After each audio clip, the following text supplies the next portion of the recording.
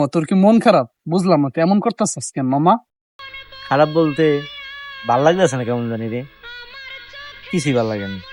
মামা, তোর যে মন খারাপ মামা, আমি তোর একটা কথা বলি মামা, মাইন্ড করস না, ঠিক আছে? তুই একটা বিড়ি খা মামা। 5 টাকা দিয়ে আমার কাছে 5 টাকা আসে, আমরা একটা বিড়ি কিনি, বিড়ি কিনে তুই অর্ধেক খা, অর্ধেক আমার। দেখ মামা, তোর মন যদি ভালো না হয়, ঠিক আছে, তুই সেই সময় আমার বলিস মামা, তোর মন 100% ভালো হয়ে যাবো। কারণ সিগারেট, একটা সিগারেটে, ঠিক আছে, একটা আপেলের থেকে বেশি পুষ্টিকর থাকে, একটা আপেলের থেকে একটা সিগারেটে বেশি ভিটামিন থাকে, ঠিক আছে? ওই জিনিসটা তুই খাবি, তোর মাথায় কোনো পেড়া থাকবে না, মাথায় টেনশন থাকবে না।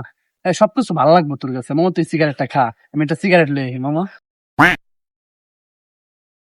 এখন তুই যদি কস, তাহলে একটা বিরিয়ানি সাহস করে মামা। আপনি অনেকক্ষণ ধরে কইতাছেন ভাই, আসলে মনটা খারাপ। আসলে লন বিড়ি খাই, যেই কেউ মাথা টেন কমলে তো ভালোই। লন লন খাই। আই ছোট, কিরে মামা, তুই বিড়িটা তো আমার থেকে বেশি অর্ধেকই খেয়ে লাইলি, এখন তুই বিড়িটা খেয়ে মামা তোর কেমন লাগে মামা? ভাই বিড়ি খাওয়ার পরে ভাই ভাই মাথা মতো ঘুরাইতে আছে ভাই, এমন লাগতেছে কেন ভাই? ভাই আমার ভালো লাগতেছে না ভাই, ভালো লাগতেছে না। আর আল্লাহ রে, আমি ফুলার কি কইলাম, যে সিগারেট আগে পরে খাই নাই ফুলাটা, এখন তো সিগারেটটা খাওয়াই ফুলাটার অসুস্থ বানাইলাম।